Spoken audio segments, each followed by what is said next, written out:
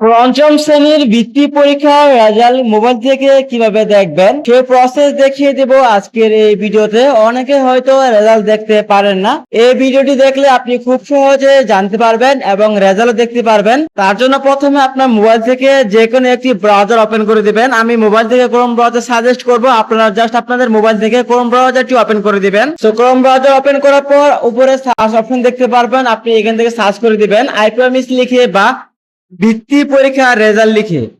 বৃত্তি পরীক্ষা রেজাল্ট লিখে সার্চ করে দেওয়ার সাথে সাথে আপনার সামনে প্রাথমিক শিক্ষা অধিদপ্তরের একটি ওয়েবসাইট চলে আসবে। প্রথমে আপনি রেজাল্ট দেখার জন্য প্রাথমিক শিক্ষা অধিদপ্তর ওয়েবসাইটে ক্লিক করে দিবেন। আমার এই ভিডিও ডিসক্রিপশন বক্সে রেজাল্ট দেখার লিঙ্কটি দেওয়া থাকবে, সেই লিঙ্কে ক্লিক করে সরাসরি আপনাদের সামনে এরকম একটি পেজ চলে আসবে, বা আইপিএমএস ওয়েবসাইটে ক্লিক করলেও আপনাদের সামনে এরকম একটি পেজ চলে আসবে।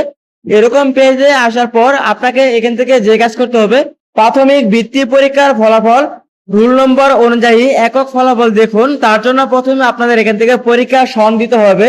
আপনি যেই সনের রেজাল্ট দেখতে চাচ্ছেন সেই সনটি প্রাথমিক বৃত্তি এখানে লিখে দিবেন। যেহেতু আমরা 2025 সালের বৃত্তি পরীক্ষার রেজাল্ট দেখবো, তার জন্য এখান থেকে 2025 লিখে দিব। দেন তারপর আপনাকে যে কাজ করতে হবে, রোল নাম্বার দিতে হবে।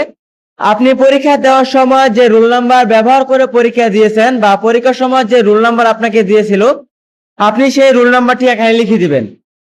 পরীক্ষার সন এবং রোল নাম্বার দেওয়ার পর নিচে দেখবেন সাবমিট নামে একটি অপশন আছে, আপনি এখান থেকে সাবমিট অপশনে ক্লিক করে দিবেন। সাবমিট অপশনে ক্লিক করে দেওয়ার সাথে সাথে আপনার সামনে রেজাল্ট চলে আসবে। যদি পরীক্ষার সন এবং রোল নাম্বার ঠিক থাকে, অবশ্যই আপনি সাবমিট অপশনে ক্লিক করার পর রেজাল্টটি দেখতে পারবেন। তো এভাবে আপনারা খুব সহজেই প্রাথমিক বৃত্তি পরীক্ষার রেজাল্ট মোবাইল থেকে দেখে নিতে পারবেন। তো এই ছিল আজকের ভিডিওটি ভালো লাগলে অবশ্যই ভিডিওটাকে লাইক দিবেন। পরবর্তী এরকম ভিডিও পেতে আমাদের চ্যানেলটি সাবস্ক্রাইব করে রাখবেন।